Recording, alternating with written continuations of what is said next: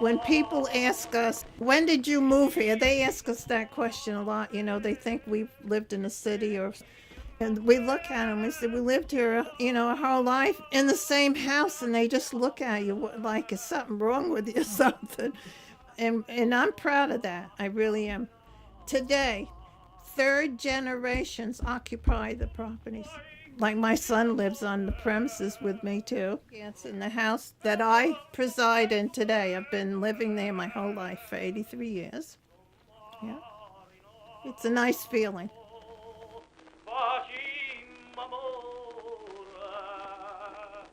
It's so interesting that a place that for you is about a certain kind of simplicity has another side, which is much more about money and prestige. And now that it's so popular, now people ask like, "Where are you going?" And I say, "I'm going to Amagansett," and they say, "Oh, you have a house in the Hamptons."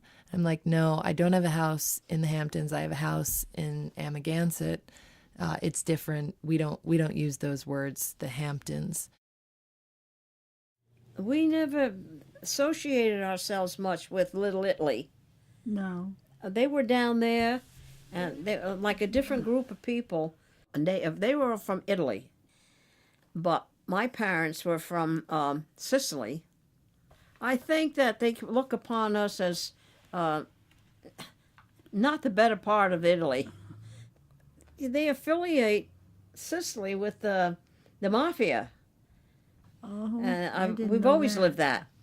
Yeah. I didn't know that. Oh yeah, yeah. We're in the toe. Where's the stone? We're the stone of Italy. Yeah. And they think that they tried to think that they're a little bit better than we are. Oh, The Sicilians. Yeah. I didn't know that. Yeah, I know that all my life. Anyway.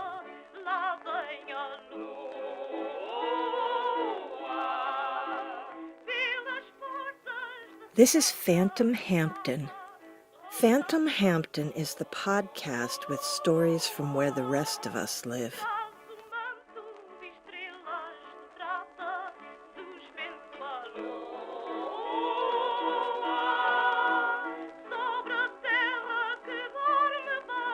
And I'm 91 years old, and I still live in the old homestead alone.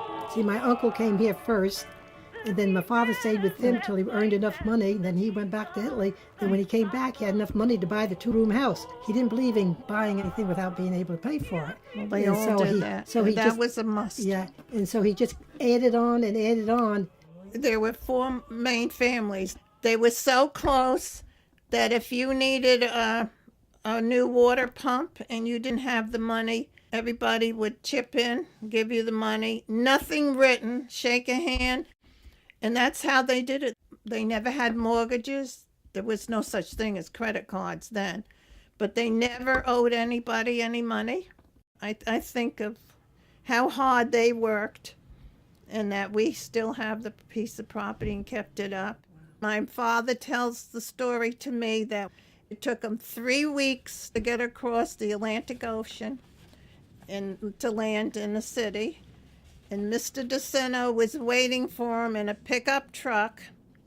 And they drove him to Amagansett. And when they got out of the truck, my mother started crying because she said he came and took her to the end of the world. You got to realize in those days, there weren't people here. It was all dunes. It was beautiful. There were no houses there at all. But she learned to love the place. I've decided to be quiet because I don't want to take on a defensive position, but there's so many assumptions that are made about this region that the news media does a job. oh, Amagansett, like isn't that like right by Montauk? We love Montauk, and that's fine, and that's totally fine. But the thing is, this area, this landscape for me, I feel like I've learned everything that I value in my life out here. That's true. I mean, people here are lovely. People here in Amagansett are, to say in Yiddish, Hamish. They're more Hamish people, as we are. We'd never lock the doors. So I never had a key to my house either. It's true. We would call ourselves Up Street. I don't know why. Yeah, Do you? No, I don't have any idea. No. because we were the only Italian family up street. I think the whole area means in the area of Main Street. Yeah. I think yeah, that I whole think so. area was up street. Yeah, I Still yeah. call Little Italy. Yes, it is. Yeah, still call that. See, we were down street. See, anything up here from like the corner there all the way down was up street. Anything else was down street. Going down Montauk. Yeah, you're going down, and you were going down Montauk, yeah. Yeah. And we called it Little Italy. We called it Little Italy, but everyone who got married, there was only two, and all the people that married Italians. So then because it was Norwegian, French, all nationalities, yeah. It was very interesting. Around the neck Cavanaro's restaurant. That's where we went and got downtown, by next to the post office. busy place. Had a Nickelodeon in there, and we used to go and get a Coke, and we'd all hang around. Jukebox. Yeah, that's yeah. what it Oh, was. that's right, Jukebox. yeah. And That's right. you put a nickel in. They had that back in those days That's in a lot of right, the that's restaurants. right, that's And right. we'd play the same That's tunes many changed- times. Well, they didn't change them very often. Chattanooga Choo Choo. Yeah, yeah. Chattanooga, and what was in a couple others? Yeah. They were probably romantic songs. Which was good during those days, yeah. My father, he worked on the railroad for 34 and a half years. I don't know if he loved to eat more or play cards. They used to play pinochle. They all worked very, very hard. But they also enjoyed life. And it didn't cost them anything. Like I tell you, people got together and played cards and holidays, different things, and weddings. And boy, did they have weddings. Yeah. And Mr. DeCino, remember Mary, at Easter time and Christmas time, one of his sons rented his house to people that we got very friendly with from the city. One of them, he made accordions and played them, and the other one played a French horn. And Saturday night when they came was the young ones, the middle kids, and this, like my sister and Mary, and the older ones outside on Saturday night with the music playing and everyone dancing.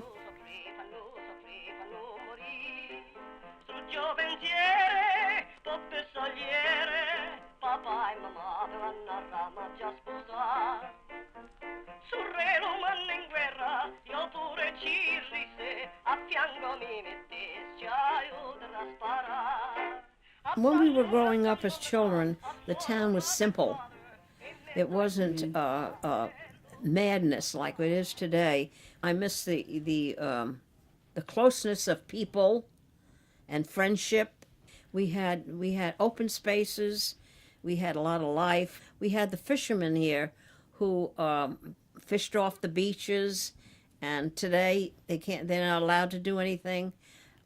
There was so much land here back in the 40s and 50s that today there's no land left.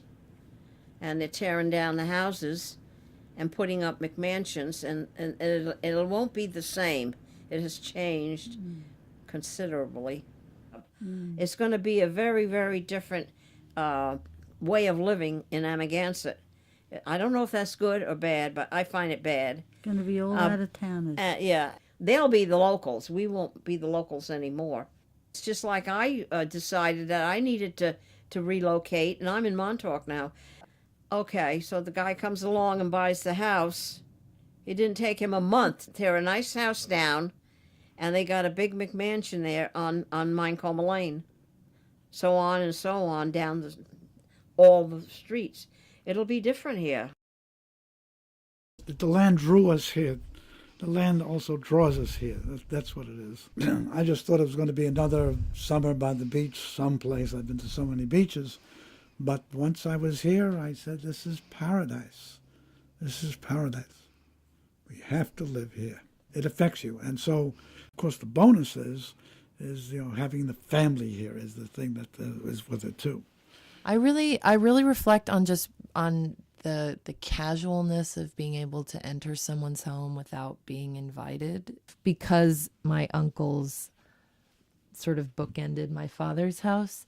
It was very precious to me. I don't think a lot of people get to know what that is, to live in close proximity. And even though we only did it in the summers, that has meant a lot to me to have family so close by, and that I can just find you if I need you, and you'll be there and I'll be there for you, and we don't have to call or announce ourselves, is very, very precious, and has nothing to do with, success and money. Will never, never, ever compare to what it's like to have those types of relationships.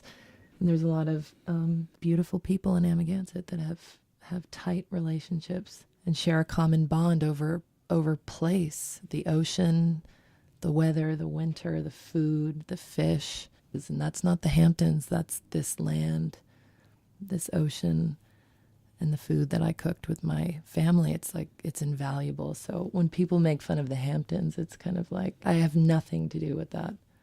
It's something very different for me. It was love at first sight, I guess, because we were married September 17th, 1942. And he was my only one and only, so I guess I must have known that that was it. A great life. How I met him, I don't remember. Everybody would go downtown and go to meet the mail 6:30. at 6:30, and I know he must have seen me walking there and walking by, because they were up the street hanging around the fire. There used to be a firehouse there. Yes, they did. And they hung That's right. around at the firehouse. That's right. And he must have seen me. I think we were married 55 years before he passed on. So he got stationed in different places, and he kept hitchhiking and coming to see me, because no cars or anything, they were in the service. They didn't have anything. He would come back and forth on leaves. And finally, when he was discharged, we settled in Amagansett. I think the happiest moment in my life is when World War II ended. I mean, the whole country was going to get up and go on a new venture, and the war days were over. We weren't at war anymore. I don't know how he asked the question. I don't know why that is so vague, but it is vague. We had ups and downs like anybody else, but I don't think there was anything that I missed that I should have told him. No. When he passed away, before he passed away, he was trying to tell me something, I guess. He was looking up at the ceiling and trying to find out, what's that up there? What's that up there? And I think that I was told by my minister that he was meeting his Maker. right, and that he was going into a new life and meeting his maker, and that was kind of like beautiful, because then I knew that that was part of the beginning of another life.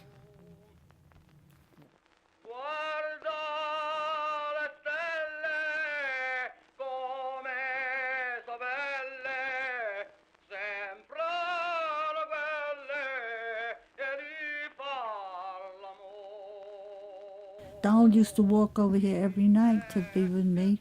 I guess I met him in the Mamador. We used to go down there for lunch, and he'd always be working with his brother in the Mamador, in the restaurant. And it was quite a wonderful restaurant. It was called the Mamador. Mamador, right next to the movie in East Hampton, right and- next to the movie. My husband and his brother had it, and his sister, and then I went to work for him. And he had another girlfriend, and I was trying my best to get him from her, and I did. Well, he wasn't really that stuck on it, and she liked another fellow a little bit too, and she married him. He lived right across the street, Carl Erickson. My father didn't want me to get in touch with any fella because he figured that I'd go out of school, so I couldn't let my father know that I was seeing Donald. And he used to hitchhike over to Amagansett every night, 6 o'clock, when Joe's restaurant was open, and we'd meet in there and play the Nickelodeon and everything. And then after that, when I went home, my mother'd say, I think I'll go get some ice cream over to Multisanti's. And she'd go over and pick Donald up and take him home, because he was always hitchhiking. Of course, we didn't have cars then, I always think of that, how my mother was so good to me. Yeah, mothers are like that, aren't they? Aren't they something? I know it. Yeah, and that was your only one true love, huh? That's right. Oh, That- okay. well, That was probably an accomplishment in your life, and there you were, married to him for how many years? 62, would be 62 years. There you go. Have you had a miracle in your life, or do you know of a miracle in your life? Just my children. That's all. They're great miracles, The right? great miracles. That's right. Right. So,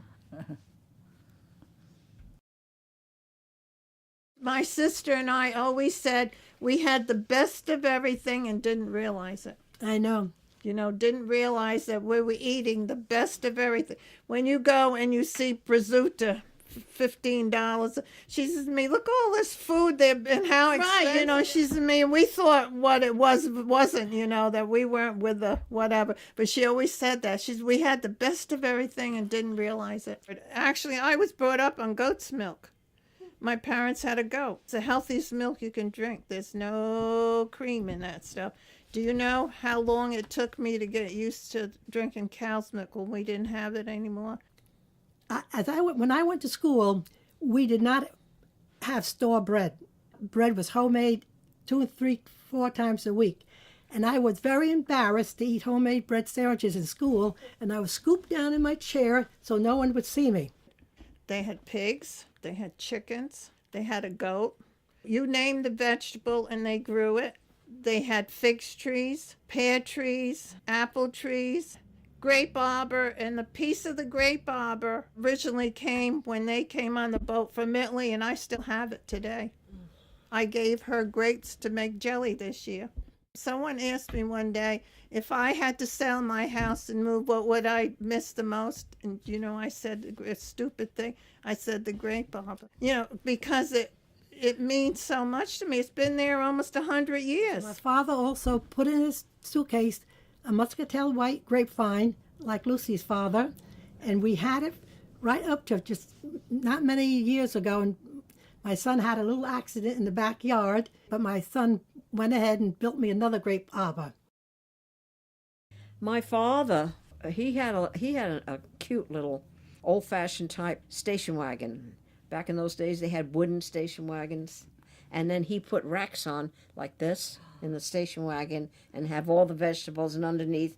And he used to go to a big motel in Montauk, and the people would look for him, because he started making the rounds. I never went to the beach in the summer.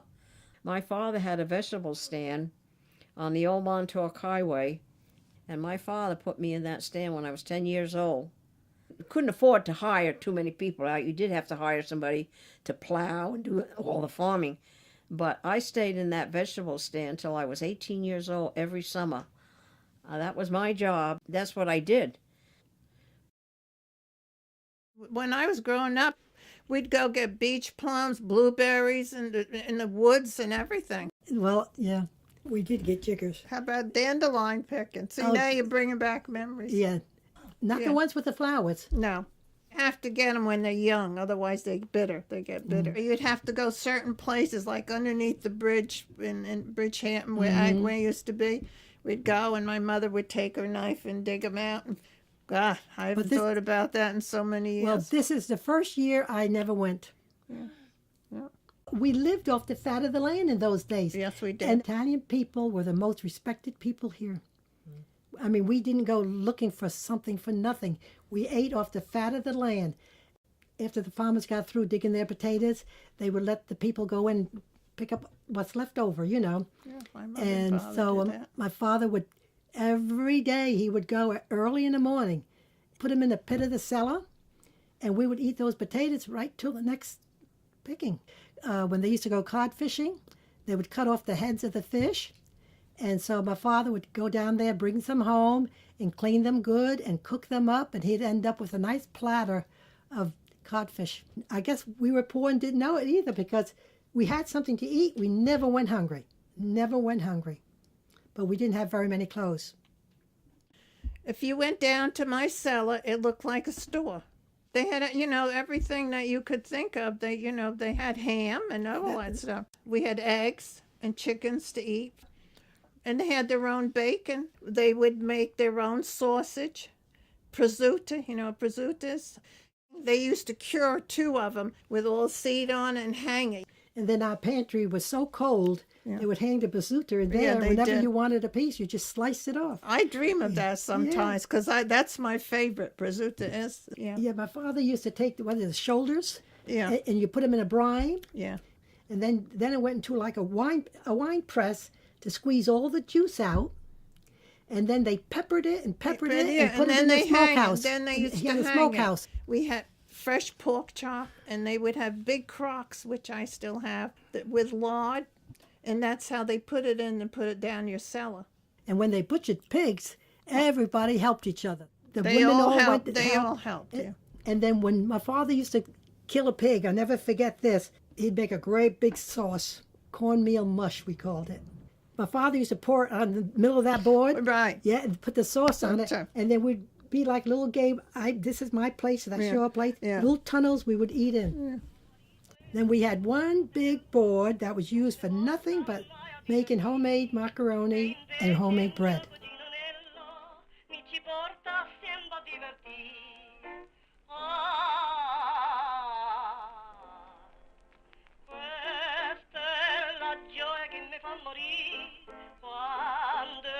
I want to know what you would cook, and You just jogged my memory. I want to know the names of all the people that might have been there, including animals. Oh, you enumerate all the people that came, my God. No, they just come show up. That's how it would start. Anybody walked in the door, Frank would say, "This muffin is for you." This muffin. He would make batches of blueberry muffins, and we'd all have to have a blueberry muffin in the morning. I don't know if we went to the beach in the morning or not. I don't think so. Frank loved to go clamming, and I think mornings were more for clamming or crabbing. One time made crabs in the marinara sauce out of this world.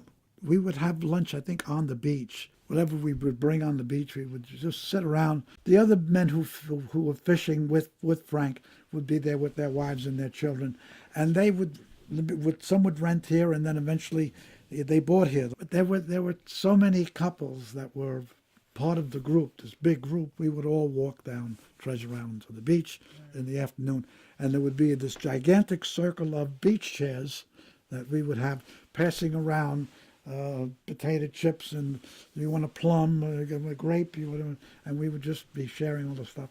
And the afternoon would pass like that. And then it would be dinner time. And then dinner time, we come up, and we go up, and we all showered, and then we all went up to the roof. It was a great sunset. The sun would shine brightly, and whatever we cooked for dinner. Could be just simply linguine with the clam sauce, with clams. That could be just simple. That was delicious. Oh, then we would have the cheese number. We'd have cheese and wine. Dreaded cheese course. The dreaded cheese course was from Jay and Laura. Yeah, we would have dinner, and he would bring like 4 or 5 different cheeses, one more smellier than the other. And they would go hunting, Jay and Laura, and they would hunt the deer, and they would have it butchered. And I have had the deer sausage. It's very good. Venison chili. Jay made the chili. Do you remember that? Yes. Something that really stuck out to me was a tuna ragu that Oh, yeah. that really stuck I out. learned that from Gino, the tuna ragu. Yeah. Which is, choice piece of tuna, but you chop it all up and you put it in the tomato sauce, and the sauce has the flavor of fish. And of course, that's the whole thing. The dish he really makes, which he hasn't made for me in a long time, is pasta con sarde, which is macaroni with sardines, which is heaven, made with fennel and pinola nuts and raisins and cauliflower florets. Very special dish. It's made traditionally every March the 19th on St. Joseph's Day, which is the patron saint of Italy. Oh, our family is Italian, of course, and we had family dinners every Sunday, Sam. which was spaghetti.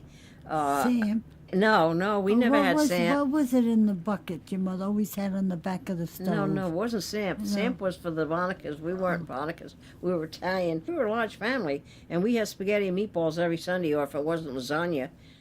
I remember you guys going to Sag Harbor on a Sunday night, go out to the Paradise. I thought that was wonderful that they did that, because our family didn't do that. Yeah, we always used to go down to But Paradise. at home, what were the foods that they really, really liked? God, I don't know. Like spaghetti. She used to make clam chowder. And she always made that pudding was so good.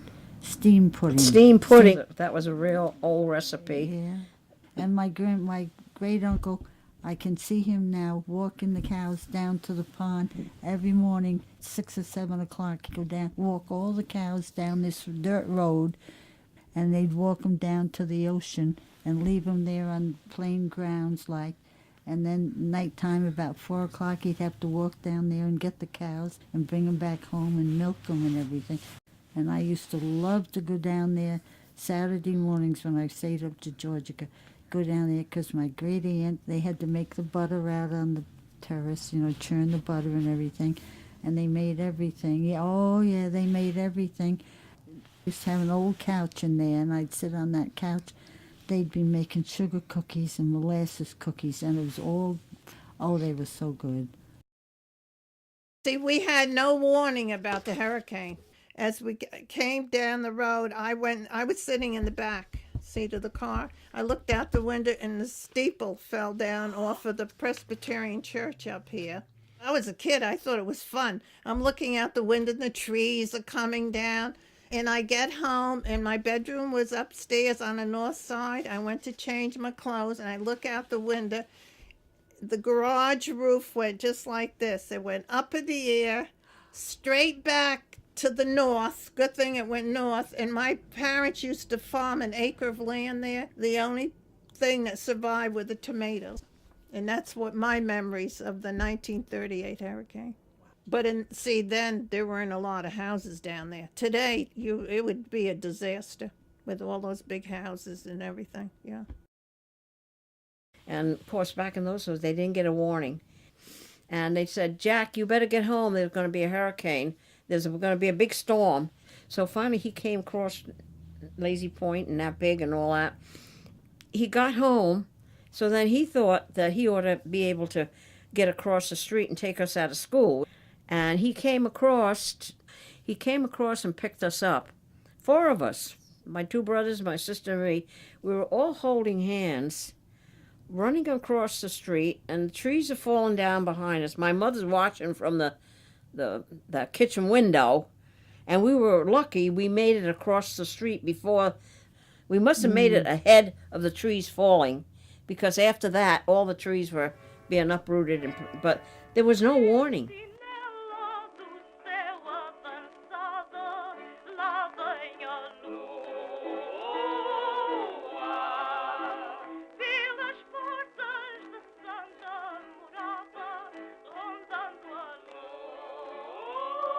We didn't mind the summer people. They were there. They were nice ones. We knew just who they were and where their houses were and what time they went back. Right. They were nice people.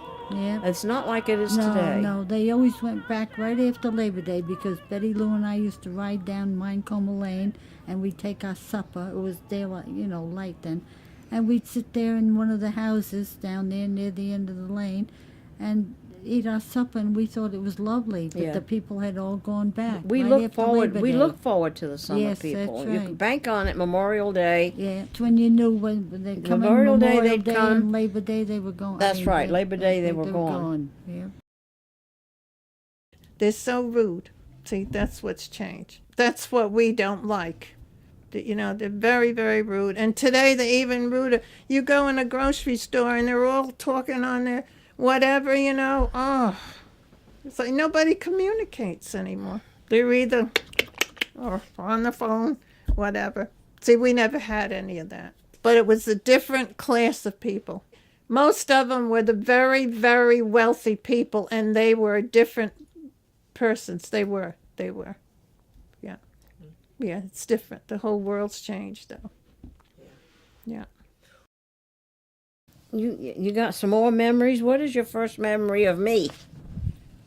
Oh, you want me to tell her? Yeah. Josephine had a baby, and I loved babies. And I used to go down to her house, and she'd say, well, we're going to go up to the post office now, which was up here. And I used to love to push that baby carriage.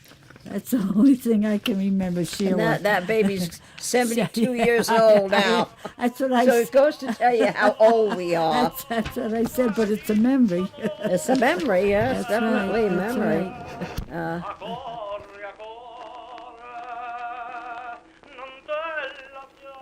This is Phantom Hampton.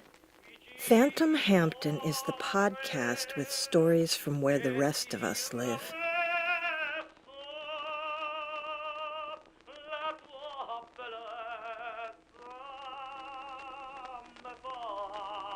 Up and on.